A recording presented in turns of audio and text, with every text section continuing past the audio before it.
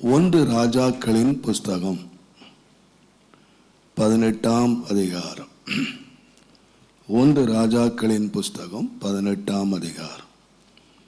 தயவு செய்து 21ஆம் வசனத்தை நாம் வாசிக்கும்.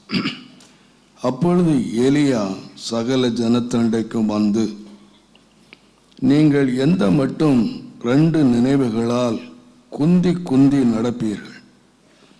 கர்த்தர் தெய்வமானால் அவரை பின்பற்றுங்கள், பாகால் தெய்வமானால் அவனை பின்பற்றுங்கள் என்றான். ஜனங்கள் பிரதியுத்தரமாக அவனுக்கு ஒன்றும் சொல்லவில்லை. எங்கள் அன்பின் ஆண்டவரே, இந்த ஆசீர்வதிக்கப்பட்ட வேலைக்காக உமக்கு நன்றி. இந்த வாசிக்கப்பட்ட வேத பகுதியை அடியான் நம்முடைய திருக்கரத்திலே ஒப்புக் கொடுக்கிறேன். தேவரீர் தயவாய் பொறுப்படுத்து. இந்த வார்த்தையின் மூலமாய் நிறைவேற வேண்டிய கிரியைகள் இன்றைக்கு எங்கள் வாழ்க்கையில் நிறைவேறட்டும். ஆண்டவரே, உம்முடைய வார்த்தை அக்கினியாய் மாற்றுகிற கர்த்தர். உம்முடைய வார்த்தைகள் கேதுரு மரங்களை முறிக்கிறதாக நாங்கள் வாசிக்கிறோம். பெண்மான்களை ஈன பண்ணுகிறதும் கண்மலைகளை பிளக்கிறதுமான உம்முடைய சத்தம் இன்றைக்கு பிளக்க வேண்டிய இருதயங்களை பிளந்து, உடைக்க வேண்டிய இதயங்களை உடைத்து, சீர்படுத்த வேண்டிய இருதயங்களை சீர்படுத்தி சரிபடுத்தி எங்களை பலப்படுத்தி உம்முடைய வார்த்தையினால் எங்களை ஆற்றி தேற்றி தைரியப்படுத்தி பரிசுத்தப்படுத்தி உம்முடைய ராஜ்யத்துக்கு ஆயத்தமாக்கும். இயேசுவின் நாமத்தில் பிதாவே, ஆமென். தேவனுடைய நாமத்துக்கு மகிமை உண்டாவதாக.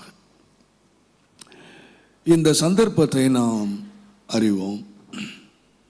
தேவனுடைய மனிதனாகிய எலியா என்ற தேவ மனுஷனுடைய காலத்தில் இஸ்ரவேல் ஜனங்கள் ஏறக்குறைய விக்கிரகங்களை பின்பற்றி, உலக வேஷங்களை பின்பற்றி, அவர்கள் ஒரு காலத்தில் தனித்து வாழ்ந்தவர்கள், தேவனிடத்தில் பிரமாணங்களை பெற்றவர்கள், தேவனால் நடத்தப்பட்டவர்கள். அவர்கள் தேவனுக்காக பரிசுத்த ஜனங்களாக வேறு பிரிக்கப்பட்ட ஜனங்கள்.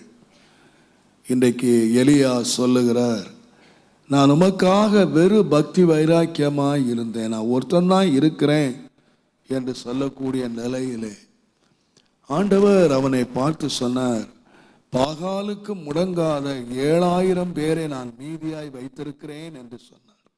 அப்படியானால் மீதி உள்ளவர்களை என்ன ஆனார்? 7000 பேரை தவிர பல லட்சக்கணக்கான மக்கள் ஆண்டவரை பின்பற்றி வந்தவர்கள், எகிப்திலிருந்து வெளியே வந்தவர்கள், பல லட்சக்கணக்கான மக்கள் ஒரு சிறு எண்ணிக்கையிலே. ஒருவேளை எலியாவினுடைய கண்களுக்கு நான் ஒருத்தன் தான் இருக்கிறேன் என்று சொன்னான். ஆனால் ஆண்டவருடைய பார்வையிலே 7000 பேரை நான் மீதியாய் வைத்திருக்கிறேன் என்று சொல்லும் பொழுது மீதி லட்சக்கணக்கான மக்கள் என்ன ஆனார்கள்? ஆண்டவருக்கு முன்பாக அவர்கள் இஸ்ரவேலர் என்று பெயர் பெற்றார்கள். அவர்களுடைய ஆராதனை ஸ்தலங்கள் இருக்கின்றன, பிரமாணங்கள் இருக்கின்றன. பட் அவர்கள் தேவனை விட்டு பின்வாங்கி போய் பாகால்களை பின்பற்றுகிற மனிதர்களாக மாறி போனார்கள். இந்த நிலையிலே தான் தேவன் ஒரு எலியாவை எழுப்பினார். அந்த எலியா வானத்திலிருந்து அக்கினி இறங்க பண்ணி தேவன்தான் தேவன் என்று மக்களுக்கு நிரூபிக்கிறதுக்கு முன்பதாக ஜனங்களை எல்லாம் கூட்டி சேர்த்தார். இந்த ஜனங்களை எல்லாம் பார்த்து சொன்னார், நீங்கள் இன்றைக்கு ஒன்றை தெரிந்து கொள்ளுங்கள், நீங்கள் 2 நினைவினால் நீங்கள் குந்தி குந்தி எது வரைக்கும் நடப்பீர்கள்? ஒன்று, கர்த்தர் தெய்வமானால் கர்த்தரை பின்பற்றுங்கள், பாகால் தெய்வமானால் பாகாலை பின்பற்றுங்கள். நீங்கள் எதுவரைக்கும் இந்த 2 நினைவுகளாலே நீங்கள் குந்தி குந்தி நடப்பீர்கள் என்று சொல்லி எலியா ஒரு பெரிய சவாலை விட்டான். யாரும் ஒன்று சொல்லவே இல்லை, பதிலே பேசாமல் நின்றார்கள்.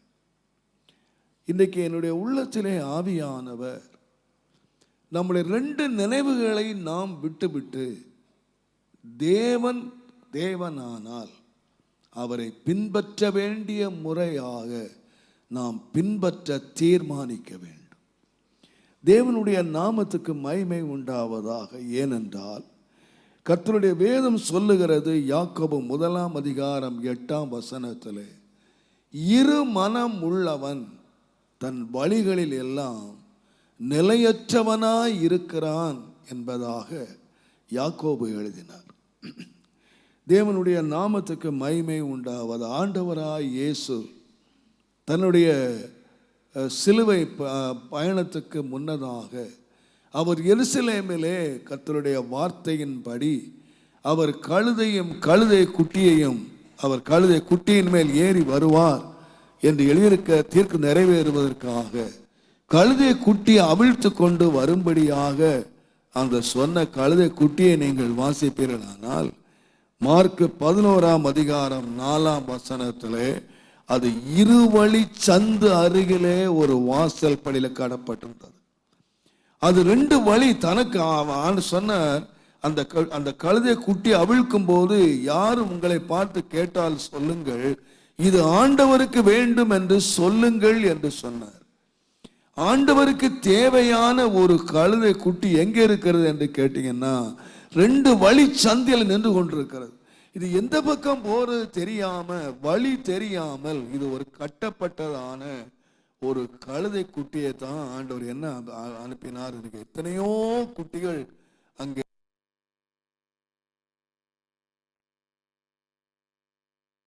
கொண்டு வந்து அது கர்த்தருக்கு வேண்டும் என்று சொல்லி அதை அவிழ்த்ததாக நாம் வாசிக்கிறோம்.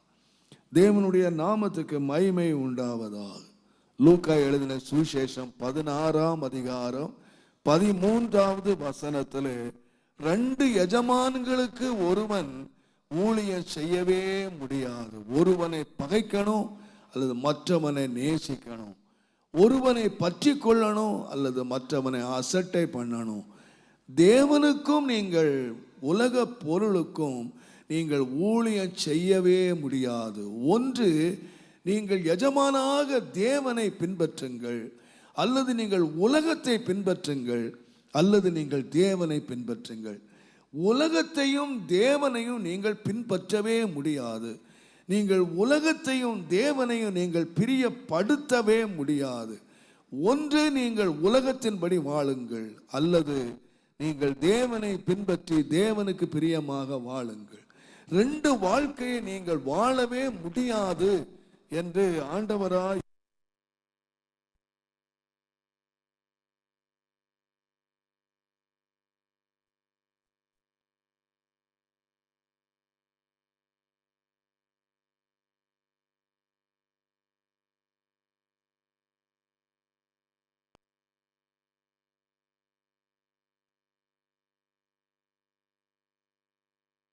நீங்கள் ஜீவனையும் வைக்கிறேன், மரணத்தையும் வைக்கிறேன்.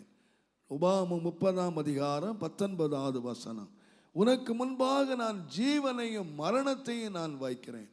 உனக்கு முன்பாக நான் ஆசீர்வாதத்தையும் சாபத்தையும் வைக்கிறேன். நீ எதையாயிலும் ஒன்று தான் எடுத்துக்கொள்ள முடியும்.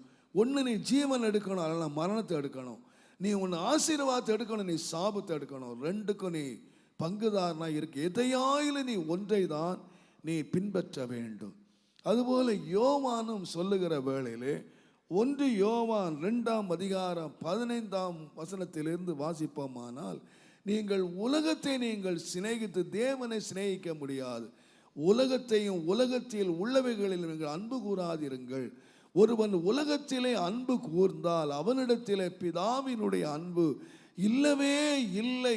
ஏனென்றால் மாமிசத்தின் இச்சைகள், கண்களினுடைய இச்சைகள், ஜீவனத்தின் பெருமைகள், இவைகளெல்லாம் உலகத்திலே இருக்கு. அதெல்லாம் பிசாசினுடையவைகள்.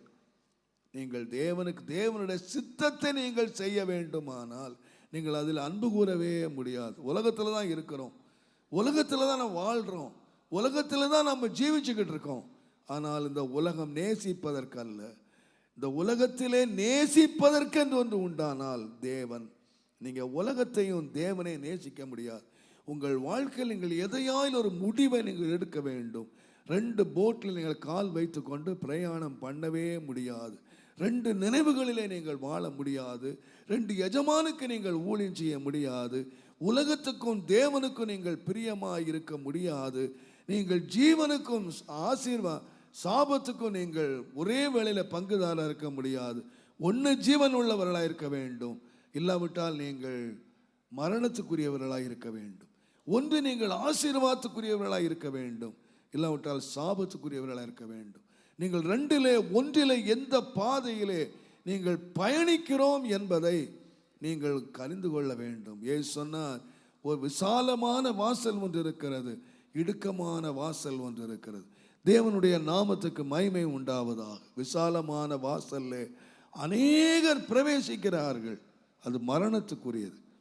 ஜீவனுக்கு போகிற வாசல் வழி நெருக்கமாக இருக்கிறது, ரொம்ப இடுக்கமாக இருக்கிறது.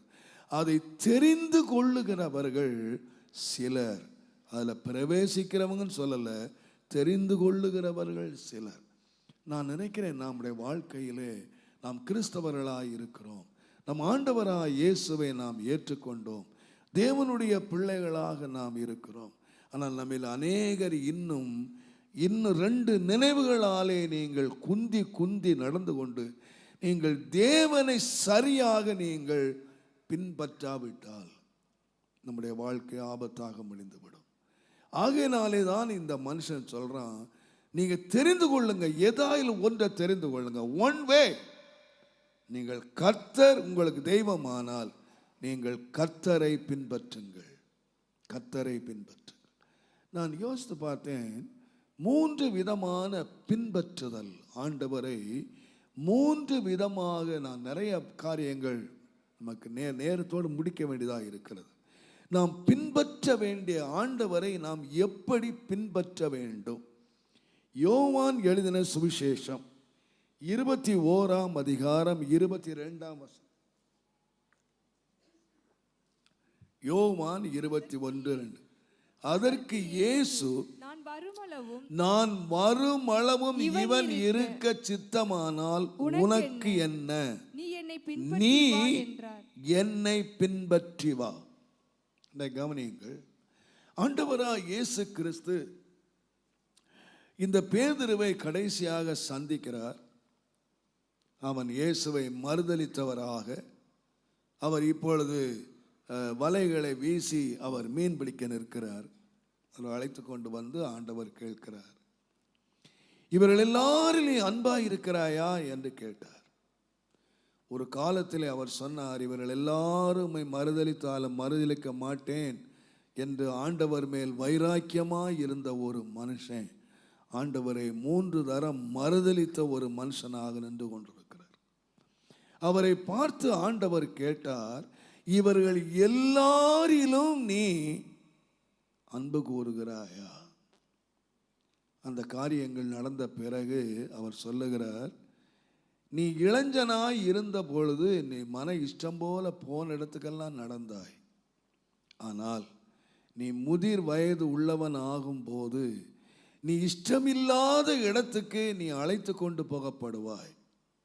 உன்னுடைய கையை வேறு ஒருவன், உன் அறையை வேறு ஒருவன் கட்டுவான். இவ்விதமான மரணத்தினாலே நீ என்னை மைமைப்படுத்துவாய் என்று சொல்லி சொன்ன உடனே அந்த மனுஷன் கேட்டாரு, ஆண்டவரே, இந்த ஒரு மனுஷன் இருக்கிறான யோவான், அவன் தான் உம்மை நேசிக்கிறவன், அவன் மார்பிலே சாய்ந்தவன், அவன் இயேசுவுக்கு அன்பாய் இருந்தவன் என்ற சாட்சி பெற்ற மனுஷன். அவர் கேட்டாரு, அவனை பற்றி உள்ள காரியம் என்ன? என் காரியத்தை நீர் சொல்லிட்டேரு, அவன் காரியம் என்ன? ஏசு சொன்னார், அவனை பற்றி உனக்கு என்ன, நீ என்னை பின்பற்றி வா.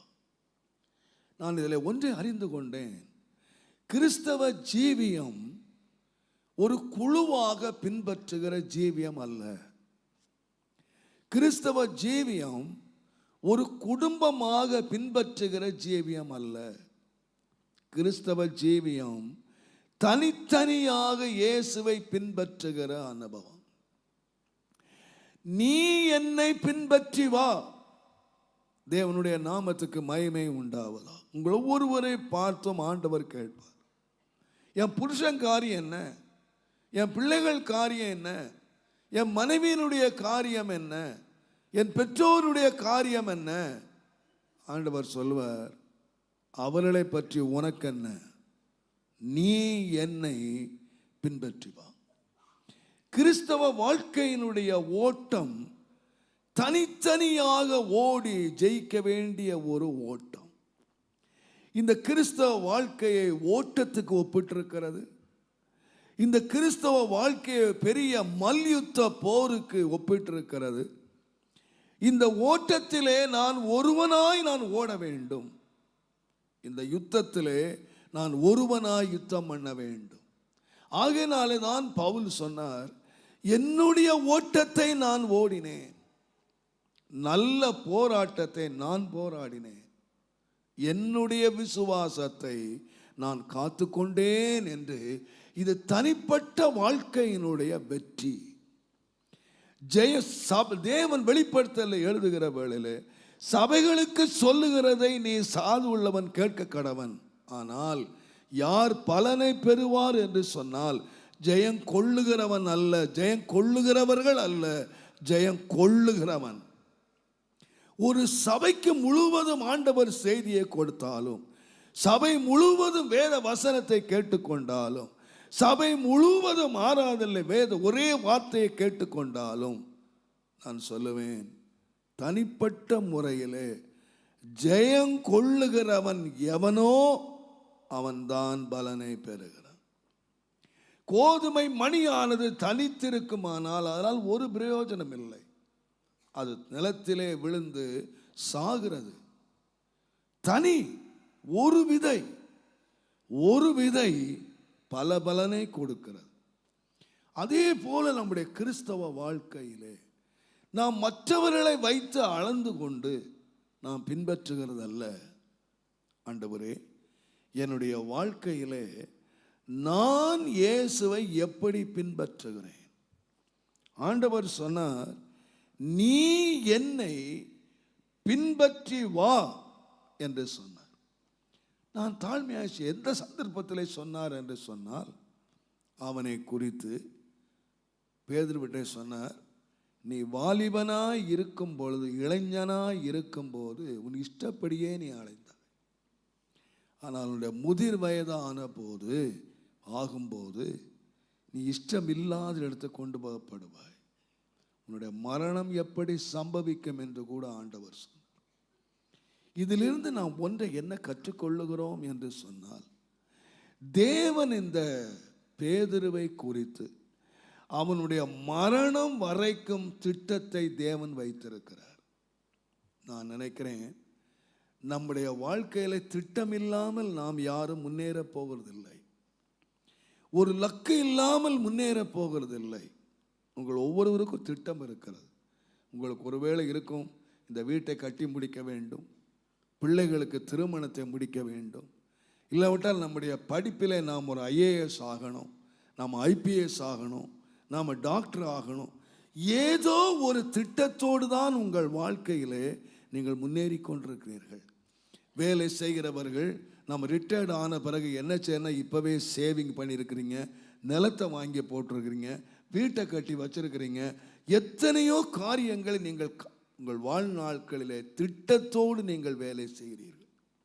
உங்கள் கையிலே கிடைக்கிற பணங்கள், பொருட்கள், நேரங்கள், இவைகளை வைத்து உங்கள் வாழ்க்கையை குறித்துள்ள ஒரு பெரிய திட்டத்தை நீங்கள் வைத்திருக்கிறீர்கள். ஆனால் ஒன்றை நான் எல்லா தாழ்மையோடும் சொல்லுவேன், உங்கள் திட்டங்களுக்கு மேலாக ஒரு திட்டத்தை தேவன் வைத்திருக்கிறார்.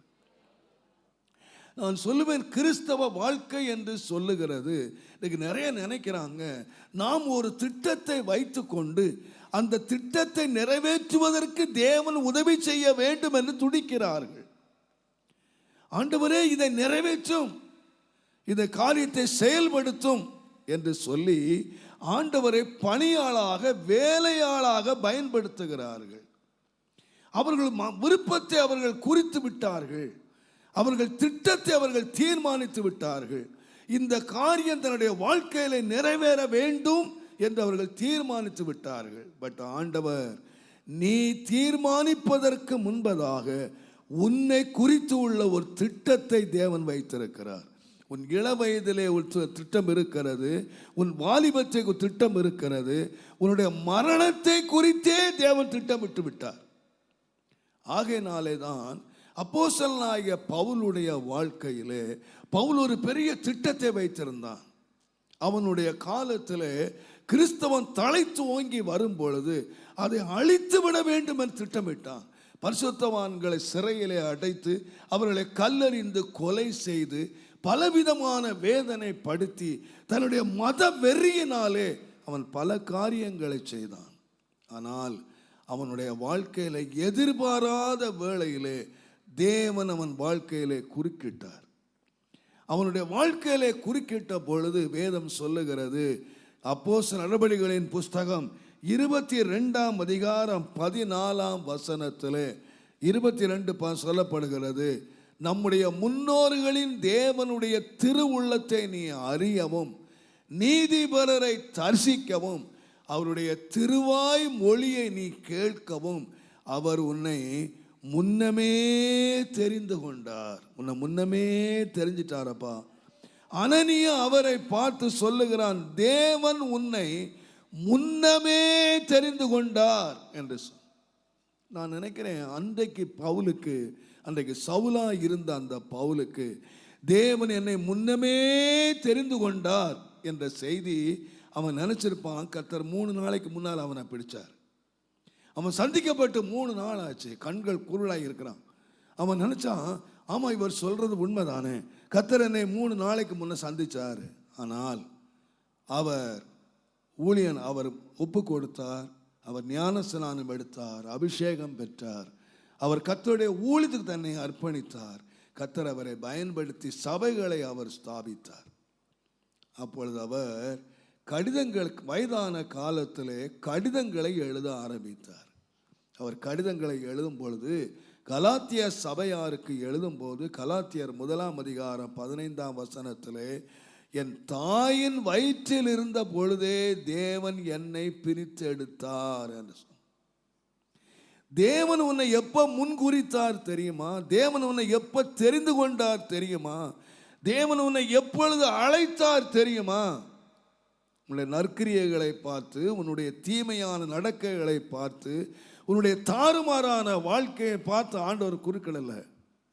ஆண்டவர் எப்போ குறுக்கிட்டார் என்று சொன்னால், எப்போ உன்னை அழைச்சார் என்று சொன்னால், உன் தாயின் வயிற்றிலே நீ உருவாக முன்னதாக, உன் தாயின் வயிற்றிலே இருக்கும் பொழுது தேவன் உன்னை குறித்து ஒரு பெரிய திட்டத்தை தேவன் வைத்திருக்கிறார். ஆகினால்தான் பிரசங்கியின் புஸ்தகம் சொல்லுகிறது, பிரசங்கி 6ஆம் அதிகாரம் 10ஆம் வசனத்திலே, இருக்கிறவன் எவனும் தோன்றும் முன்னமே பெயரிடப்பட்டிருக்கிறான், தேவனுடைய நாமத்துக்கு மகிமை உண்டாவதாக.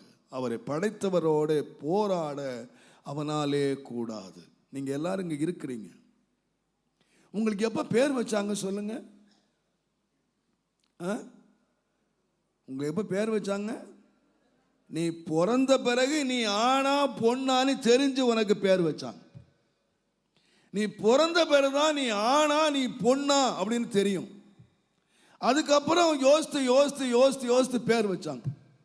ஆனா வேதம் சொல்லுகிற, இருக்கிறவன் எவனும் தோன்றும் முன்னே தேவன் பேர் வச்சுட்டாராம். தேவன் உனக்கு எப்ப பேர் வச்சாருன்னு சொன்னா, உங்க அம்மா அப்பா நீ பிறந்த பிறகு பேர் வச்சாங்க.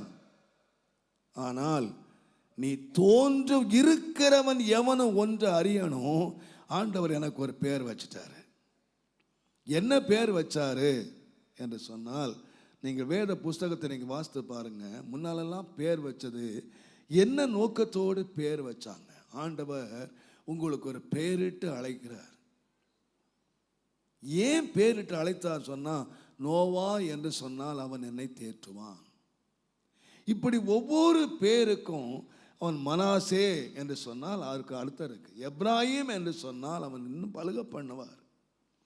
இப்படி ஒவ்வொரு காரியத்துக்கும் அப்பாமார் பேர் வச்சது போல தேவனும் உங்களை குறித்து உள்ள ஒரு திட்டத்தோடு தேவன் பேர் வச்சிருக்க. உங்களை குறித்து உள்ள ஒரு பெரிய தீர்மானத்தை தேவனுடைய நாமத்துக்கு மகிமை உண்டு. அதனால்தான் ஏசாயா 49 அதிகாரம் 1வது வசனத்தை நீங்கள் வாசிப்பீர்களானால், ஏசாயா 41, நீங்களே எனக்கு செவி கொடுங்கள், தூரத்தில் இருக்கிற ஜனங்களே கவனியுங்கள், தாயின் கற்பத்தில் இருந்தது முதல் கர்த்தர் என்னை அழைத்து நான் என் தாயின் வயிற்றில் இருக்கையிலே என்னுடைய நாமத்தை என்ன செய்தார்? எத்தனை பேர் விசுவாசிக்கிறீங்க? என் பேரை ஆண்டவர் எப்போ பிரசவம் பண்ணாரு சொல்லுங்க? அம்மா வயிற்றில் இருக்கும் போதே ஆண்டவர் என்ன செய்தார்னா பிரஸ்தாவப்படுத்தினார். என்னுடைய பெயரை பிரஸ்தாவப்படுத்தினார். என் ஆண்டவர் என்னை தெரிந்து கொண்டார். தேவனுடைய நாமத்துக்கு மகிமையும் கனமும் துதியும் உண்டாவதாக. எனக்கு ஆச்சரியமாக இருக்கிறது, ஏசாயா தீர்க்கதரிசியின் புஸ்தகம் 44 அதிகாரம் கடைசி வசனத்தையும் 45 அதிகாரம் 1வது வசனத்தை நீங்கள் வாசித்தீங்கன்னா, அங்கே கோரேஸ் ராஜா என்று ஒருவனை பற்றி எழுதப்பட்டிருக்கிறது. அவன் தேவனுடைய ஆலயத்தை கட்டுவான் என்றும், அவன் தேவனால் அபிஷேகம் பண்ணப்பட்டவனாய் இருப்பான் என்றும், அவனுக்கு முன்பாக வெண்கல கதவுகளை உடைத்து இருப்பு தாழ்பால்களை முறித்து புதையல்களையும் பொக்கிஷங்களையும் கொடுப்பேன் என்றும், நீ என் நாமத்தை அறியாதிருந்தும் உனக்கு நாமத்தை நான் பெயரிட்டு அழைத்தேன் என்று சொல்லி இந்த 44 அதிகாரம் கடைசி வசனத்தையும் 45 அதிகாரம் 1 கோரேஸ் என்று பெயர் சொல்லி, அவன் யாருன்னு கேட்டிங்கன்னா கிறிஸ்தவன் இல்லை. அவன் யாருன்னு சொன்னீங்கன்னா ஒரு யூத பரம்பரையில் வந்தவன் அல்ல, தாவீது கோத் வந்தவன் அல்ல. கோரேஸ் என்று சொல்லுகிறவன் பெர்சிய ராஜா. ஒரு பெர்சிய தேசத்தினுடைய விக்கிரகத்தை ஆராதிக்கிற ஜனங்கள் மத்தியிலே ஒரு கோரேஸ் என்ற ஒரு ராஜா பறக்க போறான். நீங்க அவன் சரித்திரத்தை நீங்க வாசித்தீங்கன்னு சொன்னா, இந்த ஏசாயா தீர்க்க தரிசனம் சொன்ன காலம் எப்பன்னு கேட்டீங்கன்னா, கோரேஸ் பிறக்கிறதுக்கு 175 இயர்ஸ் 175 ஆண்டுகளுக்கு முன்பதாக கோரேஸ் என்ற மனுஷன் பிறப்பான். இந்த பெர்சிய தேசத்திலே 175 வருஷத்துக்கு முன்பதாக ஏசாயா தீர்க்கதரிசி ஒரு தரிசனத்தை சொல்லுகிறான். இவன் எப்படி பிறப்பான்? இவன் சபையை கட்டுவான், தேவனுடைய பிள்ளைகளுக்கு அனுகூலமாக இருப்பான், நான் அவனுக்கு வெண்கல கதவுகளை உடைத்து தாழ்பால்களை முறித்து தேவனுடைய ஆலயத்தை கட்டுவதற்கு நான் அவனை தெரிந்து கொண்டேன் என்று சொல்லி பெயர் முதலாக 175 ஆண்டுகளுக்கு முன்பாக பிறக்கிறதுக்கு முன்பதாக தேவன் சொன்னார். இந்த தீர்க்க தரிசனம் நிறைவேறினது 213 ஆண்டுகளுக்கு பின்பதாக இந்த வார்த்தை நிறைவேறினது.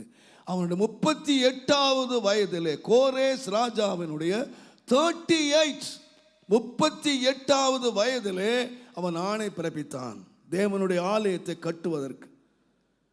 அவனுடைய நேபுகாத்நேச்சார் பாழடைந்து இடித்து நொறுக்கி கிடந்த ஆலயங்களை திரும்ப கட்டுவதற்கு தன்னுடைய 38வது வயதிலே ஆணை பிறப்பித்தான். 213 ஆண்டுகளுக்கு முன்பதாக தேவன் அவன் பெயரை சொன்னார், அவன் செய்ய போகிற வேலையை சொன்னார், அவனை கொண்டு நிறைவேற்ற வேண்டிய வேலையை தேவன் அவனுக்கு வைத்தார். ஒரு விக்கிரகத்தை வணங்கின ஒருவனை திட்டமிட்டிருப்பார். ஆனால் நீங்க மறந்துடாதீங்க, கிறிஸ்தவ வாழ்க்கை விளையாட்டான வாழ்க்கை அல்ல. கிறிஸ்தவ வாழ்க்கை தேவன் திட்டமிட்டு இந்த உலகத்திலே உன்னை படைத்திருக்கிறார். ஒரு பெரிய நோக்கத்தோடு தேவன் இந்த உலகத்திலே உன்னை அனுப்பி இருக்கிறார். ஆண்டவர் சொன்னார், நான் உலகத்தான் அல்லாதது போல நீங்கள் உலகத்தார் அல்ல என்று ஆண்டவர் சொன்னதனுடைய காரணம் என்ன? நான் உலகத்தான போல உடுக்கல, நான் உலகத்தான போல நடக்கல, நான் உலகத்தானை போல ஜீவிக்கல, அதனால உலகத்தான் இல்லையா? இல்லை, அவர் பெரிய இரட்சகராக இந்த உலகத்திலே வர வேண்டும், ஜீவனை கொடுக்க வேண்டும், இந்த உலகத்திலே அவர் பலியாக மாற வேண்டும் என்ற பெரிய திட்டத்தோடு இந்த உலகத்துக்கு தேவன் அனுப்பி வைத்தார். அதே திட்டத்தோடு இந்த உலகத்துக்கு நான் வந்திருக்கிறேன். என்னை குறித்து ஒரு பெரிய திட்டம் இருக்கு. பிரதர், சிஸ்டர், உங்க வாழ்க்கையை குறித்து ஒரு பெரிய திட்டத்தை நீங்க வச்சிருக்கிறீங்க. உங்களுடைய திருமண காரியமாக இருக்கலாம், உங்கள் எதிர்கால வாழ்க்கையாக இருக்கலாம், இந்த உலகத்தில் நீங்கள் என்னெல்லாமோ நிறைவேற்றணும் சில திட்டங்களாக இருக்கலாம். இவைகளெல்லாம் உங்கள் திட்டங்கள். ஆனால் நீங்கள் என்றைக்காயிலும் ஒரு நாள், ஆண்டவரே உம்முடைய திட்டம் என்ன, என்னை குறித்து உம்முடைய திட்டம் என்ன? ஆகினால் தான் வேதம் சொல்லுகிறது, உன்னுடைய வழியை கர்த்தருக்கு ஒப்புவித்து அவர் மேல் நம்பிக்கை ஆயிரு. என் வழி அல்ல சுவாமி, என்னுடைய மார்க்கம் அல்ல, என்னுடைய திட்டங்கள் அல்ல. தேவனுடைய நாமத்துக்கு மகிமையும் கனமும் உண்டாவதாக. அருமையானவர்களே, கிறிஸ்தவ ஜீவியம் என்று சொல்லுகிறது பெரிய திட்டத்தோடு அழைக்கப்பட்ட ஒரு வாழ்க்கை. ஆண்டவரே என்னுடைய திட்டம் என்ன, என்னை குறித்து நீர் வைத்திருக்கிற பெரிய திட்டம் என்ன? ஆண்டவர் இந்த உலகத்திலே ஆதாமியும் ஏவாளையும் இந்த உலகத்திலே படைத்த போது ஒரு பெரிய திட்டத்தை அவர் உண்டாக்கினார். அவர் உள்ளத்தில் ஒரு பெரிய திட்டம் இருந்தது. இந்த ஆதாமாலும் ஏவாளாலும் ஒரு பெரிய தேவ பக்தி உள்ள ஒரு சந்ததி இந்த உலகத்துக்கு வரணும் அப்படின்னு ஆண்டவர் விரும்பி ஒரு பெரிய திட்டத்தோடு மனிதனை உண்டாக்கினார். பட் அவங்க தேவ திட்டம் என்பதை அறியாமல் அவர்கள் தன்னுடைய திட்டம், தன்னுடைய வாழ்க்கையில முன்னேறுவதற்கு, தாங்கள் எதையோ சாதிக்க போகிறதாக நினைத்து தங்கள் திட்டத்தை நிறைவேற்ற முயற்சித்த போது பெரும் தோல்வி அடைந்தார், பெரும் சாபத்தை அனுபவித்தார்கள். தேவனுடைய நாமத்துக்கு மகிமை உண்டாவதாக. நான் சொல்லுகிற அருமையான கர்த்தருடைய, உங்களை இந்த உலகத்திலே தேவன் படைத்தது உங்கள் விருப்பத்தை நிறைவேற்றவோ, உங்கள் திட்டத்தை நிறைவேற்றவோ, உங்கள் ஆசையை நிறைவேற்றவோ இல்லவே இல்லை. நான் சொல்லுவேன், 12 அப்போஸ்தலரை ஆண்டவர் இந்த உலகத்திலே பிரித்தெடுத்தார். அவருக்கு ஒரு பெரிய திட்டம் இருந்தது. நீங்கள் 12 சிங்காசனத்திலே உட்கார்ந்து 12 கோத்திரத்தை நீங்கள் நியாயம் தீர்ப்பீர்கள் என்று சொல்லி, இந்த உலகத்தில் எத்தனையோ மக்கள் அவரை பின்பற்றினாலும் அதிலிருந்து 12 பேரை ஆண்டவர் தெரிந்தெடுத்து ஒரு பெரிய திட்டத்தை அவர்களுக்கு சொன்னார். உங்களுடைய திட்டம் என்ன தெரியுமா? 12 பேரை நீங்கள் சிங்காசனம் உட்கார்ந்து நீங்கள் நியாயந்திருக்கிற நியாயாதிபதிகளாக இருப்பீர்கள். ஆனால் வேதம் எவ்வளவு துக்கமாய் சொல்லுகிறது. அப்போஸ்தலர் 1ஆம் அதிகாரத்தை நீங்கள் வாசிப்பீர்கள். ஆனால் 17-18 அந்த யூதாஸ் எங்களிலே ஒருவனாக எண்ணப்பட்டு இந்த ஊழியத்திலே பங்கு பெற்றவனாயிருந்தான்.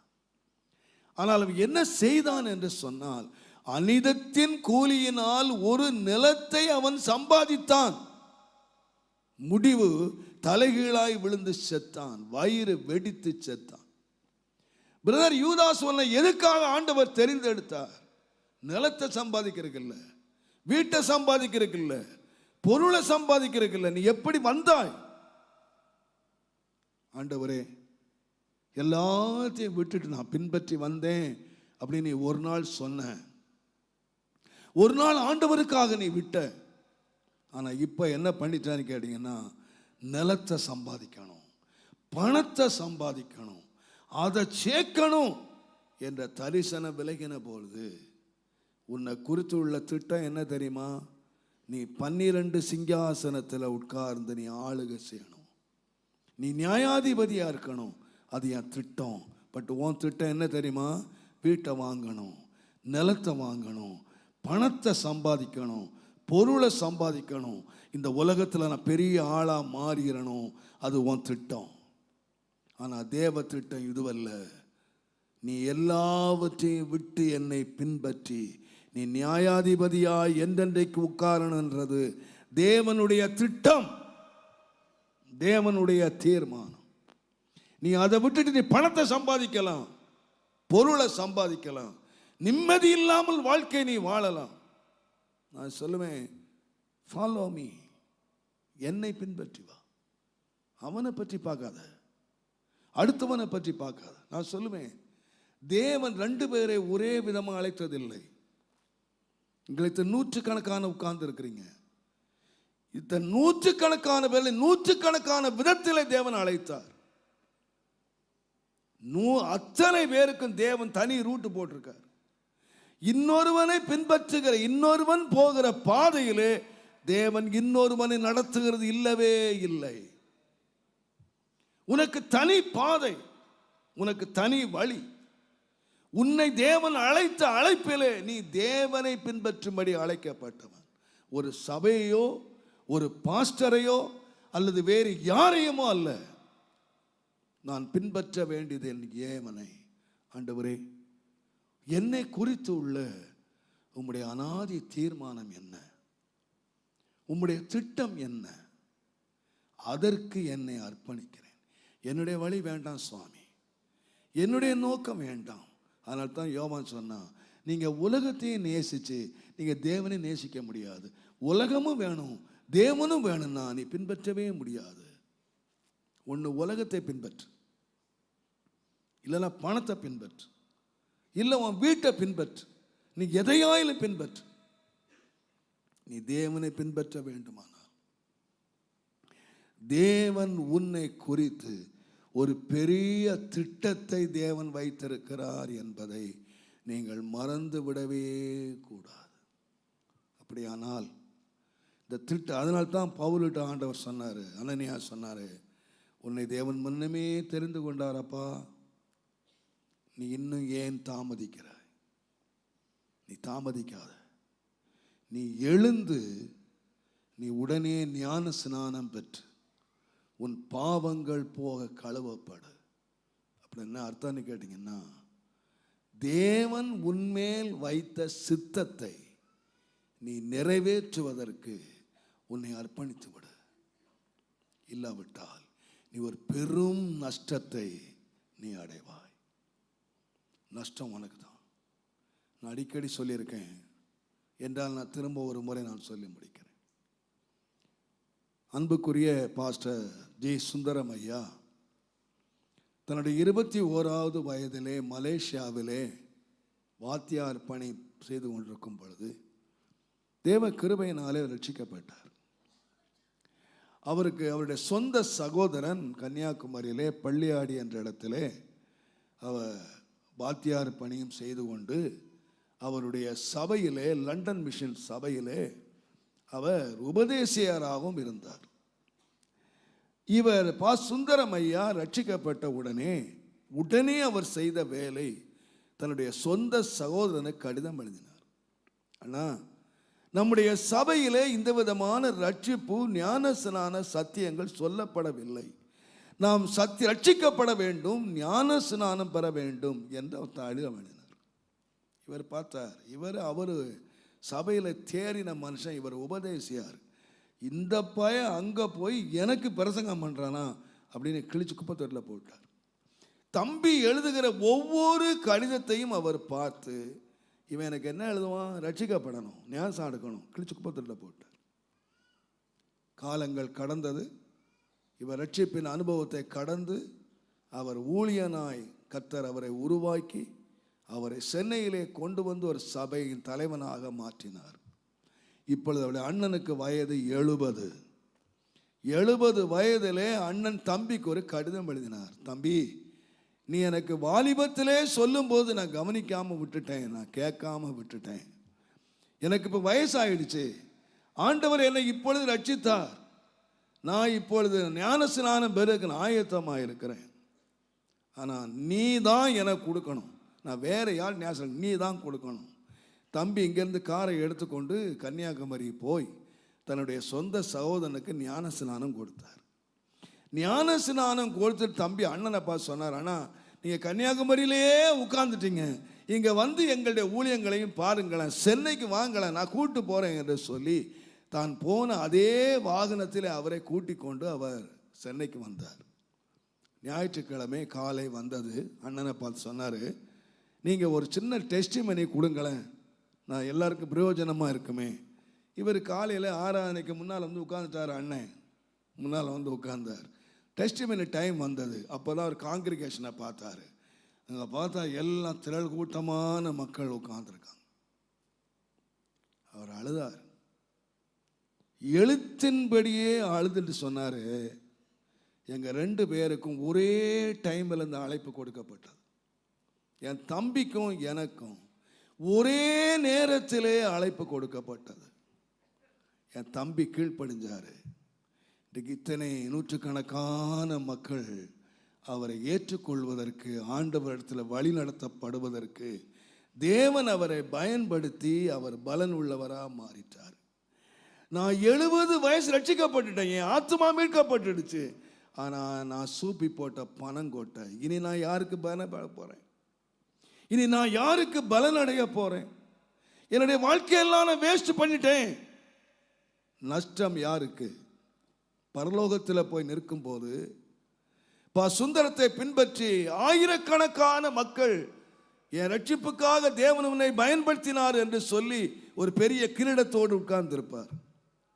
ஆனால் இவர் ரட்சிக்கப்பட்டார். கடைசியில் ஆண்டவர் அன்பு கூர்ந்து எப்படியோ கிழட்டு வயசுல கர்த்தர் மீட்டுட்டாரு. ஆனால் வாட்ஸ் த யூஸ்? என்ன பிரயோஜனம்?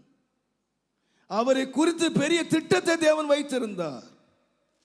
ஆகையினால 21 வயதிலே அவரோடு பேசினார், வாலிபத்திலே பேசினார். நான் சொல்லுவேன், தேவனுடைய அன்பானவர்களே, அவருக்கு நிறைய திட்டங்கள் வாலிபத்தில் இருந்தது. ஆனால் கடைசி அவர் என்னத்தை கண்ணை மூட போறார்னா, ஐ லாஸ்ட் இட்.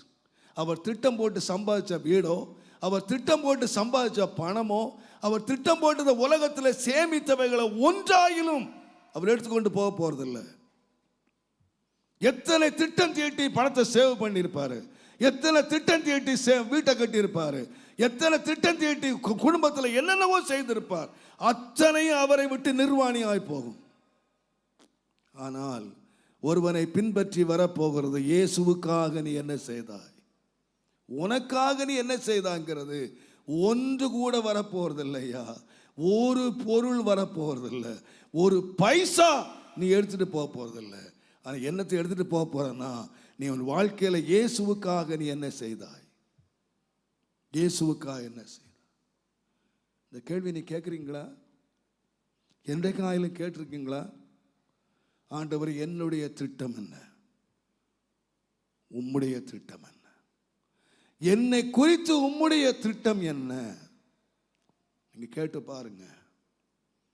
கிறிஸ்தவ வாழ்க்கை ஒரு அர்ப்பணிப்பின் வாழ்க்கை. வேதம் சொல்லுகிறது, பிதாவே, என்னை குறித்து புஸ்தக சுருளிலே எழுதப்பட்டிருக்கிறது, எனக்காக ஒரு சரீரத்தை நீர் ஆயத்தம் பண்ணி இருக்கிறீர். உன் சரீரத்தை எதுக்கு தெரியுமா ஆயத்தம் பண்ணாரு? உன் சரீரத்தை எதுக்கு தெரியுமா தேவன் ஆயத்தம் பண்ணினாரு? எல்லாரும் பெற்று போடுறது போல் 4 பிள்ளையை பெற்றுட்டு போறதுக்கு இல்லை, இந்த உலகத்தை அனுபவிக்கிறதுக்கு இல்லை உன் சரீரம். இந்த சரீரத்தை தேவன் ஏன் அர்ப்பணித்தார்? பிதாவே, என்னை குறித்து எழுதப்பட்டிருக்கிற புஸ்தகத்திலே எனக்காக ஒரு சரீரத்தை ஆயத்தம் பண்ணினீர். இந்த சரீரத்தை ஆயத்தம் பண்ணது அப்பாவோ அம்மாவோ அல்ல, இந்த சரீரத்தை ஆயத்தம் பண்ண நீயும் அல்ல. ஒருவேளை நீங்களும் நானும் ஆயத்தம் பண்ணி இருந்தால் இதை விட ரொம்ப அழகா உருவாக்கி இருக்கலாம், நல்ல கலர் கோட்டிங் அடிச்சிருக்கலாம். நம்ம யார் கற்பா பிறந்திருக்க மாட்டோம், நம்ம எல்லாரும் வெள்ளை வெள்ளை ரொம்ப அழகா பிறந்திருப்போம். ஆனால் இந்த ரூபத்தை வச்சது யார் தெரியுமா? தேவன். இந்த சரீரத்தை வச்சது யார் தெரியுமா? தேவன். இத்தனை காலம் நீ வாழணும் சொல்லி வச்சது யார் தெரியுமா? தேவன். எதற்காக என்று கேட்டால், நீ வீடு கட்டுறதுக்கோ மாடி கட்டுறதுக்கோ பணத்தை சம்பாதிக்கிறக்கோ சேர்த்து வைக்கிறக்கோ அல்ல. இந்த சரீரத்தை தேவன் திட்டத்தோடு உருவாக்கினார். இந்த சரீரம் மண்ணுக்குள்ள போறதுக்கு முன்னால இந்த சரீரத்தை கொண்டு நான் ஆண்டவருக்கு என்ன செய்தேன்? ஆண்டவரே, உங்களுடைய திட்டத்தை நான் சம்பாதிச்சேன். இல்லைன்னா சொல்ல போறீங்களா, ஆண்டவரே நான் பேங்க்ல சேர்த்து வச்சிருக்கேன், நான் 10 வீட்டுக்கு வாங்கி வச்சிருக்கேன், நான் 10 இடத்து நிலம் வாங்கி வச்சிருக்கேன், அதெல்லாம் நான் போட்டு வச்சிருக்கேன், சேவிங்கில் இவ்வளோ வச்சிருக்கேன் அப்படின்னு சொல்ல போறியா? இல்லை, இந்த சரீரத்தினால் ஆண்டவரே உம்முடைய திட்டத்தை நான் நிறைவேற்றினேன். எதற்காக இந்த சரீரத்தை எனக்கு உண்டாக்கினீரோ, எதற்காக இந்த சரீரத்தை எனக்கு தந்தீரோ, ஆண்டவரே அதை நான் பவுலுக்கு அதான் ஒன்று தெரியும், நான் இந்த உலகத்தில் நான் இருக்க விரும்பல, நான் ஆண்டவரோடு இருக்க விரும்புகிறேன். நான் ஏன் இருக்க விரும்புகிறேன்னு சொன்னா, நான் இருந்தா இன்னும் சில ஆத்மாக்களுக்கு நான் பிரயோஜனமாக இருப்பேன், இன்னும் மற்றவங்களுக்கு நான் பிரயோஜனமாக இருப்பேன். அதுக்கு தான் நான் இருக்க விரும்புகிறேன். இன்னைக்கு நான் சொல்லுவேன், என்னை பின்பற்று, என்னை பின்பற்று. அடுத்தவனை அல்ல, அடுத்தவனை பார்த்தல்ல, என்னை பின்பற்று. சொல்லுவேன், தேவ சித்தத்துக்கு உன்னை அர்ப்பணித்து ஆண்டவரை பின்பற்று. இரண்டாவதாக வெளிப்படுத்தின விசேஷம் 14ஆம் அதிகாரம் 4ஆம் வசனத்தை நீங்க வாசித்தீங்கன்னா, ஸ்திரீகளால் தங்களை கரைப்படுத்தாதவர்கள் இவர்களே, கற்புள்ளவர்கள் இவர்களே, ஆட்டுக்குட்டியானவர் எங்கே போனாலும் அவரை பின்பற்றுகிறவர்கள் இவர்களே. இவர்களை குறித்து இவர்கள் முதற் பலனாக மீட்கப்பட்டவர்கள் என்று எழுதியிருக்கிறது. நான் சொல்லுகிறேன், தேவனுடைய நாமத்துக்கு மகிமை உண்டாவதா. எனக்கு ரொம்ப ரொம்ப சந்தோஷமாக இருந்தது. இந்த 1,44,000 பேர், எல்லாரும் சொல்கிறாங்க நான் தான், நீ தான், அந்த சபை சொல்லுது, ஒரு சபை சொல்லுது, நான் தான், நீங்கள் தான். இருக்கட்டும், யாரோ இருக்கட்டும், நான் அந்த சபையில் மட்டும் எடுத்துக்கிறேன், சப்ஜெக்டுக்குள்ளே போக விரும்பலை. இவர்கள் யார்? ஆட்டுக்குட்டியானவர் எங்கே போனாலும் அவரை பின்பற்றுகிறவர்கள். நாம நினைக்கிறோம், ஆண்டவரை என் போக்கையும் வார்த்தை என்ன செய்யும். இன்றைக்கி நாம் என்ன சொல்ல தெரியுமா, வெளியே போகிறோம், நல்ல சின்ன ஜாப் பண்ணுறோம். ஆண்டவரே நான் வெளியே போகிறேன், பத்திரமா போயிட்டு அவருக்கு வாட்ச்மேன் வேலை கொடுக்குறாங்க, வரும். நான் இப்போ தூங்க போகிறேன், நல்லா தூங்கி மூச்சு மூட்டாமல் நல்ல மூச்சோட காலில் செய்யணும், பக்கத்துலேயே உட்காந்து மூச்சு ஒழுங்காக விடுறாளாரி பார்த்துக்கணும். அவருக்கு நல்ல ஒரு காவக்கார், நல்ல வாட்ச்மேன். இன்னைக்கு நம்ம ஆண்டவரை எங்கே வச்சிருக்கிறோம்னு கேட்டிங்கன்னா, நல்ல வாட்ச்மேன், கூலி இல்லாத வாட்ச்மேன், 24 hours கர்த்தர் என்னை ராவும் பகலும் என்னை காக்கிறவர் அப்படின்னு நல்ல ஒரு வாட்ச்மேனாக அவர் அப்பாயின்மெண்ட் பண்ணி வச்சிருக்கோம். ஆனால் நீ பின்பற்று என்று சொன்னால் எப்படி பின்பற்றணும்னா, நீ போற இடத்துக்கெல்லாம் அவர் பின்னால வர்றதில்லை, அவர் எங்கே போகிறாரோ அவரை பின்பற்றுகிறார். எப்படிப்பா நீ ஆண்டவரை பின்பற்றணும்? ஆண்டவர் எங்கே போகிறாரோ அவரை நான் பின்பற்றுகிறேன். நான் அந்த வேத வசனம் முழு நீங்கள் வாசித்து பாருங்க. ஜனங்கள் ஆண்டவரை ரொம்ப பின்பற்றினாங்க, இந்த உலகத்தில் ரொம்ப பின்பற்றினாங்க. நீங்கள் வாசித்து பார்த்தீங்கன்னா மத்தேயு 14ஆம் அதிகாரம் 13ஆம் 14ஆம் வசனத்தில் ஆண்டவர் வனாந்தரத்துக்கு போன போது திரளான ஜனங்கள் அவரை பின்பற்றினார்கள். யோவான் 6ஆம் அதிகாரம் 3ஆம் வசனத்தில் மலையின் மேல் ஏறி அங்கே உட்கார்ந்தார். அந்த மலையின் மேலே ஏறி திரளான ஜனங்கள் உட்கார்ந்தாங்க, அவரை பின்பற்றினாங்க. வனாந்தரத்துக்கு போகும்போது அவரை பின்பற்றினாங்க, மலைக்கு போகும்போது அவரை பின்பற்றினாங்க. நீங்கள் லூக்கா 19ஆம் அதிகாரம் 3ஆம் வசனத்தை நீங்கள் வாசித்தீங்கன்னா, சகேயு என்ற ஒருத்தன் அவரை பார்க்கணும்னு விரும்பின போது திரள் கூட்டமான மக்கள் அவரை பின்பற்றி வந்ததுனால அவர் என்ன செய்ய முடியலையா, அவரை தனியாக கூட நடக்க விடலைங்க. மலைக்கு போனால் மலைக்கு வந்துடுறான், வனாந்தரம் போனால் வனாந்தரம் வந்துடுறான். சரி, ரோட்டில் நடந்து தான் போகலான்னா திரள் கூட்டமான மக்கள் என்ன செய்தாங்களாம், பின்பற்றினாங்களாம். தேவனுடைய நாமத்துக்கு மகிமை உண்டாவதாக. ஒரு அம்மா ரொம்ப வியாதிப்பட்டு இயேசுவை தொடலாம் அப்படின்னு வந்தா நெருக்கி நிற்கிறான். எப்படியோ இந்த அம்மா போய் வஸ்திரத்தை தொட்டு சுகமாயிட்டான். இயேசு திரும்பி பார்த்து கேட்டார், என்னை தொட்டது யார்? உடனே சீஷமார் சொன்னானுங்க, மார்க் 5ஆம் அதிகாரம் 31ஆம் வசனத்தில் திரளான ஜனங்கள் உண்மை என்ன செய்துக்கிட்டு இருக்காங்க, நெருக்கிக்கிட்டு இருக்காங்க. பா இயேசுவே ஒரு முறை சொல்லிட்டாரு, எப்பா சாப்பிட விட மாட்டேறாங்கப்பா, போய் எங்கேயா தனியாக போயிடலாப்பான்னு இயேசுனார், ஓடி போயிட்டாரு. இவனுங்க என்ன சாப்பிட கூட விட மாட்டேன்றான். ராத்திரியும் பகலும் இயேசுவை என்ன செய்தாங்கன்னா பின்பற்றினார்கள். கர்த்தருடைய நாமத்துக்கு மகிமை உண்டாவதா. ஒரு முறை ஆண்டவராக இயேசுகிட்ட யோவானும் யாக்கோபும் வந்து கேட்குறாங்க, ஆண்டவரே, லூக்கா எழுதின தேவனுடைய நாமத்துக்கு மகிமை உண்டாவதாக மார்க் 10ஆம் அதிகாரம் 37ஆம் வசனத்தில் உம்முடைய மகிமையிலே நீர் வரும்போது நாங்கள் எங்கே உட்காரணும்? ஒருத்தன் வலது பக்கம், நல்ல வேளை நான் நீன்னு சொல்லலை, யாராவது ஒருத்தன் அண்ணன் தம்பிக்குள்ள பிரிவினை வராமல் சொல்லிட்டான். நீ ஒருத்தன் வலது பக்கம், ஒருத்தன் எப்போ மகிமையில். அவங்க அம்மா ஒரு நாள் ரெக்கமெண்ட் பண்ணுறாங்க, பையன் பேச்சு தான் ஆண்டவர் கேட்கல, நம்மளையாவது கேட்பார்னு கேட்டுட்டு மத்தேயு சுவிசேஷம் 20ஆம் அதிகாரம் 21ஆம் வசனத்தில், உம்முடைய ராஜ்யத்திலே நீர் வரும்போது ஒருத்தன் வலது புறம். எப்பெல்லாம் ஜனங்கள் பின்பற்றினாங்க, நல்ல சாப்பாடு கொடுத்தாருங்க. இயேசுநாதர் சொன்னார், நீங்கள் அப்பம் சாப்பிட்டு புசித்ததுனால தான் நீங்கள் என்னை தேடி வருகிறீர்கள் என்று ஆண்டவர் சொன்னார். பேதுரு சொன்னார், காவலிலும் சாவிலும் நான் என்ன செய்வேன்.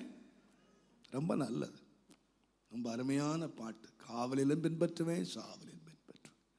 ஆனால் காவலிலும் சாவிலும் பின்பற்றுவேன்னு சொன்னவன் விட்டுட்டு ஓடிய போயிட்டான். எப்போ தெரியுமா? ஏசு அந்த யாக்கோபு யோவான் அம்மா அப்பா சொன்னா, அம்மா நான் புசிக்கிற சாப்பாட்டை சாப்பிடலாம், குடிக்கிற பாத்திரத்தில் பானம் பண்ணலாம், ஆனால் யாருக்கு வலது பக்கம் இடது பக்கம் வச்சிருக்கோ அவனுக்கு தான். நீ கேட்கறது என்னதென்று அறியாய். மகிமையில இடம் கேட்டான், ராஜ்யத்தில் இடம் கேட்டான். ஆனால் இயேசு மகிமையும் ராஜ்யமும் எப்போ அடைஞ்சார்னு கேட்டிங்கன்னா, அந்த சிலுவையிலே தொங்கின பொழுது. இதுக்கு யாராவது வருவாங்களா?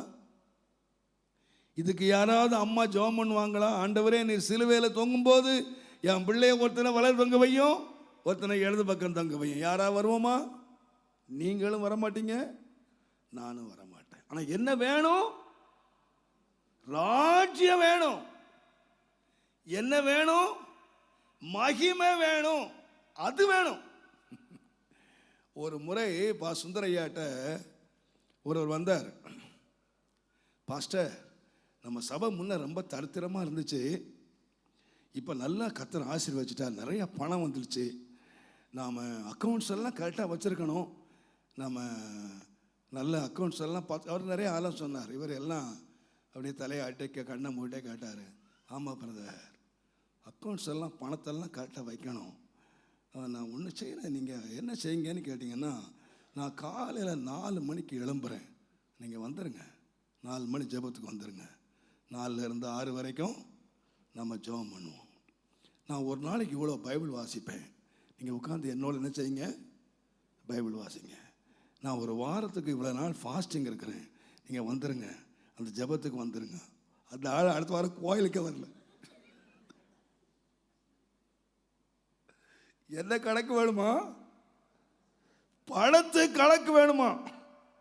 என் கூட ஜெபம் பண்ணவா, என் கூட ஃபாஸ்டிங்கு வா, நான் படுற கஷ்டத்தை படு அப்படின்னா அதுக்கு வர மாட்டான்.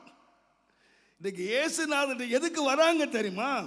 சாப்பாடு கிடைக்குதா, அற்புதம் கிடைக்குதா, பேய் ஓடுதா, அற்புதத்துக்காக பின்பற்றினாங்க.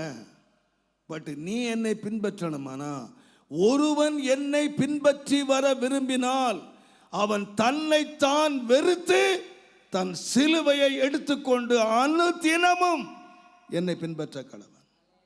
என் பின்னால எப்படியா பின்பற்றணும்? சோத்துக்காக பின்பற்ற கூட்டமா, அற்புதத்துக்காக பண்ற கூட்டமா? எதுவுமே நடக்கல. இந்த பாதை கல்வாரியின் பாதை. நீங்க நினைக்கிறீங்களா மகிமையில வலது பக்கம் வேணும், மகிமையில இடது பக்கம் வேணும், எல்லா இடங்கள் வேண்டும். ஆனால் அந்த மகிமையும் ராஜ்யத்தையும் என் ஆண்டவர் எப்படி பெற்றுக்கொண்டார் என்று சொன்னால், எபிரேயர் 12ஆம் அதிகாரம் 2ஆம் வசனம் 2ஆம் வாசிங்கன்னா, அவர் தமக்கு முன்னே வைக்கப்பட்டிருந்த சந்தோஷத்தின் பொருட்டு அவமானத்தை எண்ணாமல் சிலுவையை சகித்து தேவனுடைய சிங்காசனத்தின் வலது பார்சத்திலே உட்கார்ந்தார். எப்படியா உட்கார்ந்தாரு? நான் சொல்லுவேன், அவமானத்தை எண்ணாமல் சிலுவையை சகித்து ராஜ்யத்தை பெற்றுக்கொண்டார். எல்லாம் வேணும். இந்த உலகத்தினுடைய சொகுசான வாழ்க்கைகள் எல்லாம் அனுபவிக்கணும். செத்துட்டா பரலோகம் போய் உட்கார்ந்துடணும். இல்லை இல்லை, ஆண்டவர் சொன்னார், எல்லாம் ரொம்ப ஆசைதான், தேவனுடைய நாமத்துக்கு மகிமை உண்டாவதா. அதனால்தான் ஆண்டவர் சொன்னார், அப்பா ஜீவனுக்கு போகிற வாசல் ரொம்ப இடுக்கமான வாசல், ரொம்ப நெருக்கமான வாசலப்பா. இந்த பாதை என்ன பாதைன்னா சிலுவையின் பாதை, சிலுவையின் பாதை. இந்த பாதை தனியாய் பின்பற்றுகிற பாதை. இந்த பாதை அவமானத்தின் பாதை. இந்த பாதை அவமானத்தை எண்ணாமல் சிலுவையை சகித்த பாதை. ஏதோ கழுத்தில் சிலுவை அடிச்சு போட்டு ரிங் அடிச்சு போட்டு வர்றதில்லை. இந்த பாதை எப்படி தெரியுமா? நான் ராஜ்யத்தை அடைந்தேன். நீங்கள் இயேசுவை பின்பற்றுகிறீர்களா? எதுக்காக பின்பற்றுறீங்க? அற்புதத்துக்காகவா? ஆகாரத்துக்காகவா? இந்த உலகத்திலே தேவன் தருகிற ஆசீர்வாதத்துக்காகவா? ஆண்டவரே, நீ எதை தந்தாலும் தராவிட்டாலும், என் வாழ்க்கையிலே அவமானமே எனக்கு பங்காக வந்தாலும் நான் நம்மை பின்பற்றுவேன். என் வாழ்க்கையில ஒண்ணுமே கிடைக்கல சுவாமி, எனக்கு ஒண்ணுமே கிடைக்கல, எந்த நன்மையுமே கிடைக்கல, ஆனாலும் நீர் தேவன், நான் நம்மை பின்பற்றுவேன். உம்மை பின்பற்றினதுனால, உம்முடைய சித்தத்தை நான் ஒப்பு கொடுத்ததுனால எனக்கு கிடைச்சது என்ன தெரியுமா? அவமானம் தான் கிடைச்சது. அவமானம் தான் கிடைச்சது. அடிக்கடி சொல்லுவேன், மரியாளை பார்த்து, கன்னியை பார்த்து ஆண்டவர் சொன்னார், தேவன் சொன்னான், நீ கர்ப்பவதியாய் ஒரு குமாரனை பெறுவாய், அவர் ராஜாவாய் இருப்பார் என்றெல்லாம் வாக்கு பண்ணினார். அவ எப்படி ஆகும் என்று சொன்னாள். வேதம் சொல்லுகிறது, பரிசுத்த ஆவியான் உன்மேல் நிழலிடுவார், உன்னதமானவருடைய பலன் உன்மேல் தங்கி வரும், உனக்குள்ளே பரிசுத்தம் உருவாகும், தேவகுமாரன் என்று சொல்லப்படும். நீங்க யோசிக்கிறீங்களா? ஒரு வாலிய பிள்ளை கர்ப்பவதியா இருக்கும்போது இன்றைக்கு நீங்க சொல்றீங்களே, உத்தரிக்கும் மரியாளே வாழ்க, பரிசுத்த கன்னிகையை வாழ்க அப்படின்னு சொல்லியிருப்பாங்க நினைக்கிறீங்களா? ஒரு கன்னிகை கர்ப்பவதியாகிய புருஷனை அறியாமல் ஒரு பெண் கர்ப்பவதியாகி நிற்கும் போது இன்றைக்கு நீங்க போடுற மாதிரி பூஜை போட்டிருப்பாங்களா? மாலை போட்டிருப்பாங்களா? வணங்கி இருப்பாங்களா? அந்த ஒரு பிள்ளையை பெற்றெடுக்க அவள் எத்தனை அவமானத்தை சகித்திருப்பாள். என்னென்ன வார்த்தைகள் அன்றைக்கு பேசப்பட்டிருக்கும், என்னென்ன வார்த்தைகள் நடந்திருக்கும். அன்றைக்கு மாத்திரம் ஆண்டவர் யோசேப்போடு பேசி, நீ அவள் சந்தேகப்படாதே, நீ அவளை சேர்த்துக்கொள், அவளுடைய வயிற்றிலே உருவாயிருக்கிற தேவனால் உருவாயிருக்கிறது என்று மாத்திரம் ஆண்டவர் சொல்லாமல் விட்டிருந்தார். ஆனால் நடந்தது என்ன?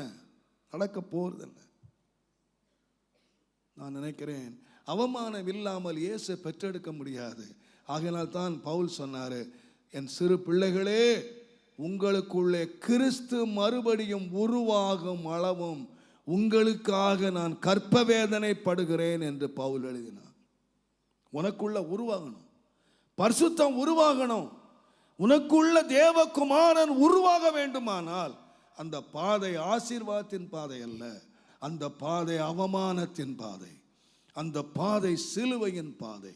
நீங்க சொல்ல முடியுமா, ஆண்டவரே என் பாதையில எத்தனை அவமானங்கள் வந்தாலும், உமக்காக நான் என்ன நிந்தைகளை நான் சகிச்சாலும் உம்மை மாத்திரம் விடவே மாட்டேன் சுவாமி. உம்மை ஏற்றுக்கொண்டதினால எனக்கு பங்கே பலனே தான் வரலாம், எனக்கு பங்கே அவமானமாய் வரலாம் ஆண்டவரே. ஆனால் ஒன்று மாத்திரம் உண்மை, நான் உம்மை பின்பற்றுவேன். அவமானங்கள் எனக்கு வந்தாலும் நான் உம்மை பின்பற்றுவேன் ஆண்டவரே. தேவனுடைய நாமத்துக்கு மகிமை உண்டாவதாக. எனக்கு அருமையான கர்த்தருடையவர்களே, கிறிஸ்துவை பின்பற்றுகிறது, தனித்து பின்பற்றுகிறது, கிறிஸ்துவை பின்பற்றுகிறது என்னுடைய பாடுகள் மத்தியிலே, அவமானங்கள் மத்தியிலே, நிந்தைகள் மத்தியிலே என் தேவனை நான் பின்பற்றுவேன். நான் பின்பற்றுகிறேனா?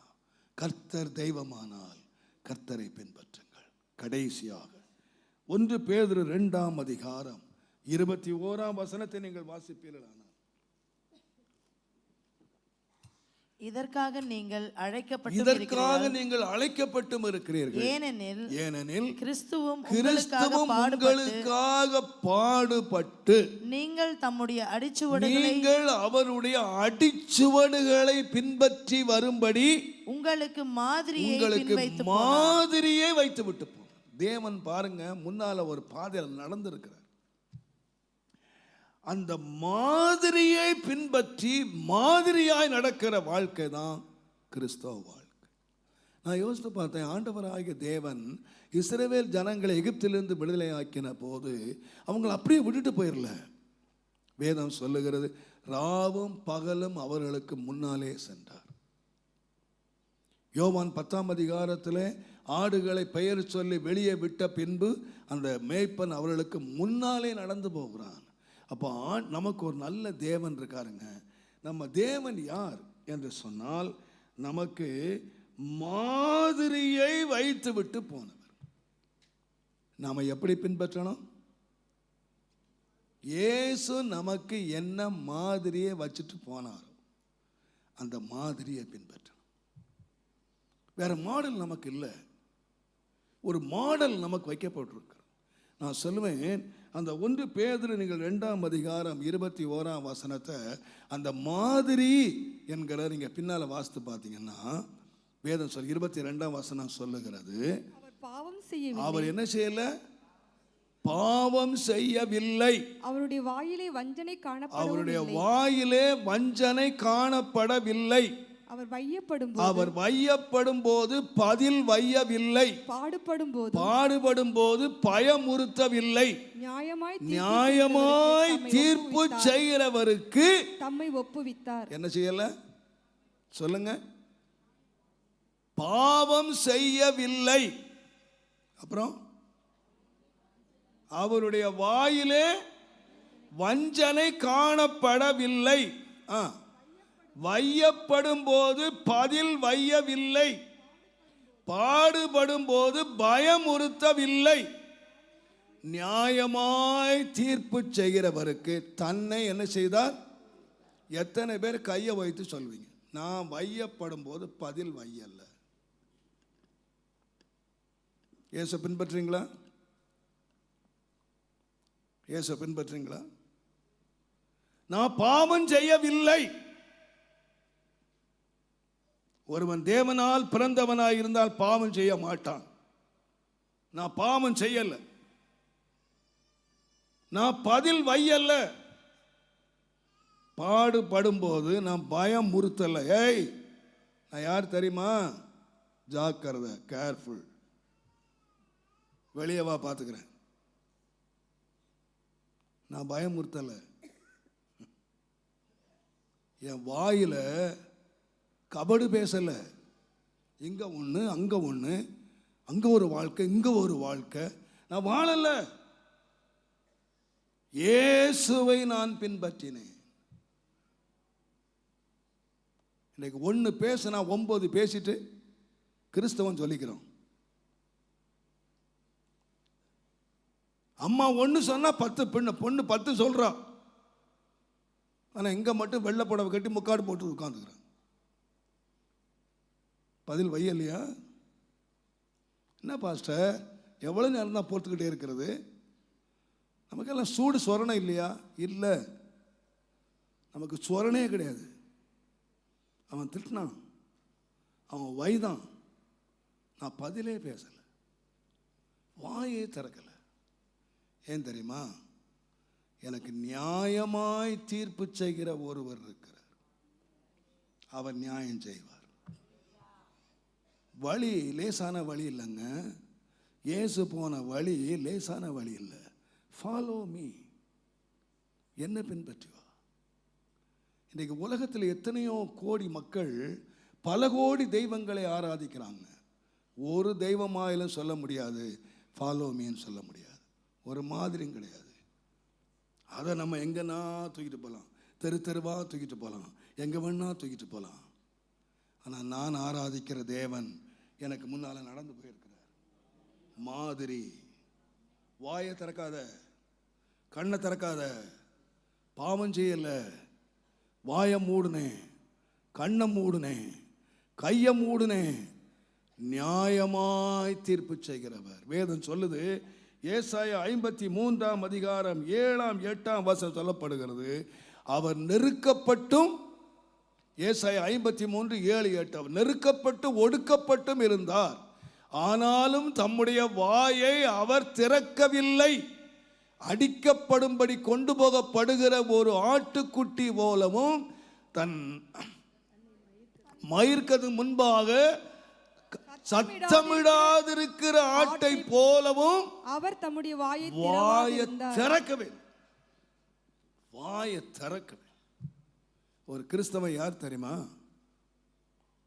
வாயை திறக்கிறவன் இல்லை, வாயை மூடுறவன்.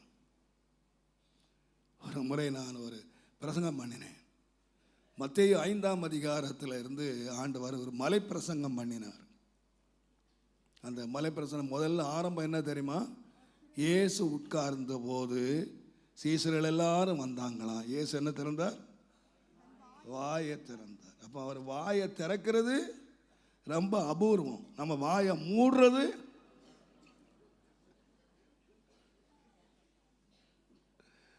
இயேசு வாயை திறந்து சொன்னது ஒரு பெரிய பிரசங்கம். அவரை வாயை திறக்க பண்றது ரொம்ப கஷ்டம். ஆனா நம்மளை வாயை மூட பண்றது ரொம்ப கஷ்டம். குழாய் அடிக்க போனாலும் வாயை மூட மாட்டேன்ற, ட்ரெயினில் போனாலும் வாயை மூட மாட்டேன்ற, சண்டை வந்தா மல்லு கட்டி நிற்கிற, அப்புறம் இங்க வந்தா அந்நிய பாஷை பேசுற. என்னையா இது? ஃபாலோ மீ, என்ன பின்பற்றி வாப்பா. நான் பாவம் செய்யல, நான் வாயை திறக்கவே இல்லை. நான் சொல்லுவேன், நீங்க நியாயமாய் ஒப்பு கொடுத்து பாருங்க, ஒப்பு கொடுத்து பாருங்க. நான் உட்காந்து யோசித்தேன். 45 வருஷம் நான் ஒரு ஆர்கனைசேஷன்ல இருந்தேன், 45 years.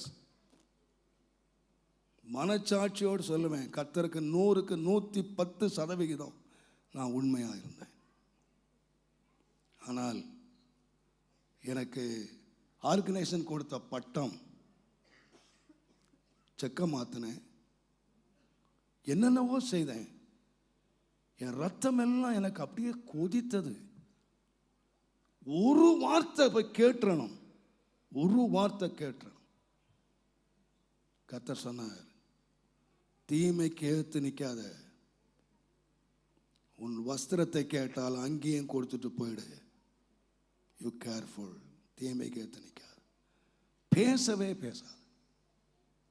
எனக்கு தெரியும், நான் வாயை மூடிக்கொண்டு அமைதியாக இதுவரைக்கும் இருக்கிறேன். எனக்கு தெரியும், கர்த்தர் எனக்கு நியாயமாய் தீர்ப்பு செய்தார், செய்து கொண்டு இருக்கிறார். கர்த்தர் என்னை ஆசீர்வதிக்கிறார். வெப்சைட் ஓப்பன் பண்ண போது வெப்சைட்டில் எழுதினானுங்க ஐயா, சொல்லுவாங்க, பாஸ்டர் உங்களை பற்றி இதெல்லாம் எழுதிக்கிட்டு இருக்காங்க, இவ்வளவு கேவலம் எழுதுனாங்க. ஒரு பதில் எழுதுவோம், பதிலே பேசாதீங்க. எனக்குரிய கிரியைக்கு எனக்கு பலனை தருவார். சமீபத்தில் ஒரு கடிதம் வந்தார், மொட்டை கடிதம் வந்தது. அவர் சொன்னார், பாஸ்டர் நான் உங்கள் செய்திகளை ரொம்ப ஆவலாக கேட்குறேன், உங்கள் விசுவாசி இல்லை, ரொம்ப ஆவலாக கேட்குறேன், மறுபடி கேட்குறேன். ஆனால் எதேச்சியாக நான் ஒரு வெப்சைட்டில் போனேன், அதில் பார்த்தா நான் ஜெபம் பண்ண இது பாஸ்டாக இருக்கக்கூடாது, இந்த சத்தம் பாஸ்டாக இருக்கக்கூடாது. நான் ஜெபம் பண்ணி திரும்ப பார்த்தேன், அது நீங்களே தான், அது நீங்களே தான். உங்க சப விசுவாசிகள் கண்களில் இது கிடைச்சா உங்க ஊழியமே போச்சு. நீங்க அவ்வளவு துணிகரமான பாவத்தை நீங்க செய்யற வெப்சைட்ல இருக்கு. அவர் நம்பரை கொடுத்து நீங்க விரும்பினால் நீங்க இந்த நம்பரை கான்டாக்ட் பண்ணா அந்த வெப்சைட்ல இருந்து உங்களை எடுத்துடுறேன். நான் உடனே ஃபோனை எடுக்கணும்னு யோசித்தேன். ஃபோனை எடுத்து, பிரதர் எங்க விசுவாசிகள் கண்களில் படாமல் எடுத்துடலாம், கடவுளுடைய கண்களில் படாமல் எடுக்க முடியறதுக்கு ஏதாவது வழி இருந்தால் சொல்லுங்க அப்படின்னு கேட்கணும்னு எனக்கு வாய் துடிச்சது. கர்த்தர் சொன்னார், வாயை மூடு, யூ கீப் இட், வாயை மூடு. எனக்கு தெரியும் எத்தனையோ அவமானங்கள், எத்தனையோ பேர் இந்த வெப்சைட்டில் ஆசீர்வதிக்கப்படுறாங்க. ஆனால் இதே வெப்சைட்டை எத்தனை பேர் தவறாபா என்று தெரியும். யாருக்கு நான் கவுண்டிங் கொடுத்ததே இல்லை, வாயே திறந்ததில்லை. நான் கடந்து வந்த பாதையில் என்னென்னவோ நடந்திருக்குதுங்க, என்னென்னவோ நடந்தது. அடியும் உதையும் அவமானங்களும் நடந்தது, வாயே திறக்கல. ஆலயத்தில் வச்சு அடிச்சு நான் அடிச்சேன்னு சொல்லி கம்ப்ளைண்ட் கொடுத்தாங்க, வாயே திறக்கல. எனக்கு தெரியும் நியாயமாய் தீர்ப்பு செய்கிற ஒருவர் எனக்கு இருக்கிறார். நியாயமாய் நீங்கள் பின்பற்றீங்களா? நீங்கள் ஆண்டவர்கிட்ட ஒப்பு கொடுத்தீங்களா? உங்கள் வழக்கை ஆண்டவர்கிட்ட ஒப்பு கொடுத்துட்டீங்களா? தேவன் எனக்கு ஒரு மாதிரியை வச்சிருக்கிறார், அந்த மாதிரியை நான் பின்பற்றுவேன். ஆண்டவரே, தனித்து உம்மை நான் பின்பற்றுவேன், அவமானத்தில் நான் பின்பற்றுவேன். நீர் வைத்த மாதிரியாக நான் உம்மை பின்பற்றுவேன். நீங்கள் பாடினீர்களே, இன்றைக்கு நீங்கள் அருமையாய் பாடினீர்கள், என்றென்றும் பின்பற்றுவேன். அந்த பாடலை நான் எழுதின சந்தர்ப்பம் நான் சொல்வேனாலும் நீங்கள் எல்லாரும் அழுவீர்கள். நான் ஏதோ ஒரு பாடலை எழுதிடல, உங்களை நான் பாட வைக்கல. நான் ஆண்டவரை பின்பற்ற முடியாத ஒரு நேரம் அது, என்ன செய்வது தெரியாத வேளை. அப்பொழுதுதான் உட்கார்ந்து நான் பாடினேன், என்றென்றும் நான் உம்மை பின்பற்றுவேன், உம்முடைய அடிச்சுவடுகளை நான் பின்பற்றுவேன். அது என்னை அறியாமல் ஒரு பாடலாகவே வந்து விட்டது. அது பாடல் புஸ்தகத்துக்கும் வந்து விட்டது. அநேகருக்கு அது ஆசீர்வாதமான ஒரு பாடலாய் மாறிவிட்டது. நான் வசனத்தை வச்சு எழுதல, என் வாழ்க்கையை வச்சு எழுதினேன். நான் சொல்வேன், அருமையான கர்த்தருடையவர்களே, ஃபாலோ மீ. கர்த்தர் தெய்வமானால் கர்த்தரை பின்பற்றுங்கள், தனித்து பின்பற்றுங்கள். அவமானத்தின் நடுவிலே கர்த்தரை பின்பற்றுங்கள். தேவன் நமக்கு வைத்த மாதிரியின்படியே அவரை பின்பற்றுங்கள். முழங்கால் படியிடுங்கள். என்றென்றும் பின்பற்றுவேன் ஓமாடி சுவடுகளை, என்றென்றும் பின்பற்றுவேன் ஓமாடி சுவடுகளை. ஓம் சேலோவை நான் சொல்லித்துக் கொண்டு ஓம் பாதை நடக்க கேருவை தாரோ. ஓம் சேலோவை நான்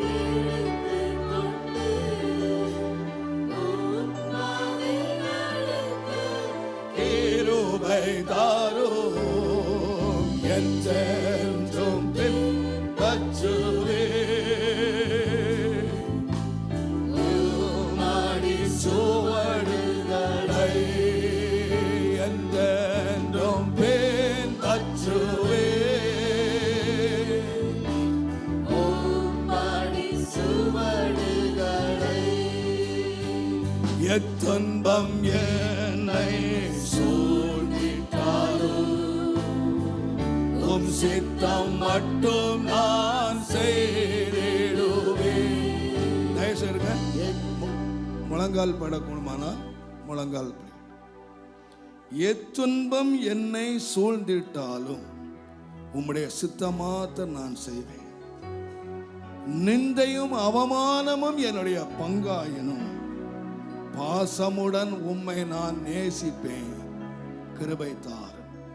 முழங்கால் பட முடியாவிட்டால் எழும்பி நின்று உங்கள் கைகளை கர்த்தருக்கு நேராக உயர்த்தி ஒரு அர்ப்பணிப்போடு ஆண்டவரை பார்த்து சொல்லுங்கள். எத்துன்பம் என்னை உம் சித்தம் மட்டும் நான் செய்திடுவேன். எத்துன்பம் என்னை சூழ்ந்திட்டாலும் உம் சித்தம் மட்டும் நான் செய்திடுவேன். நிந்தையாவ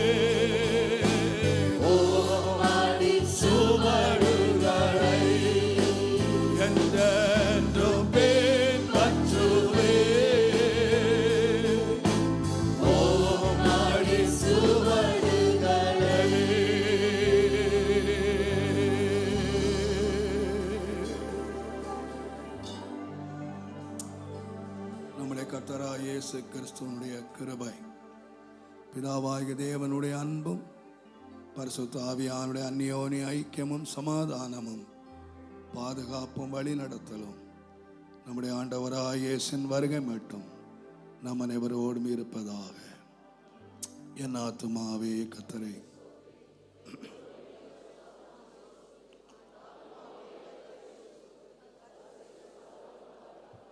அக்கிரமங்கள் எல்லாம் மன்னித்து, நோய்களை எல்லாம் கிருபையினால் இரக்கங்களினால் முடிசூட்டி, நன்மையினால் வாயை திருப்தியா களைக்கு சமானமாய் வாழ வயது போல் ஆகிறது. ஆமென், ஆமென். கர்த்தர் உங்களை ஆசீர்வதிப்பார். கர்த்தர் உங்களோடு இருப்பார்.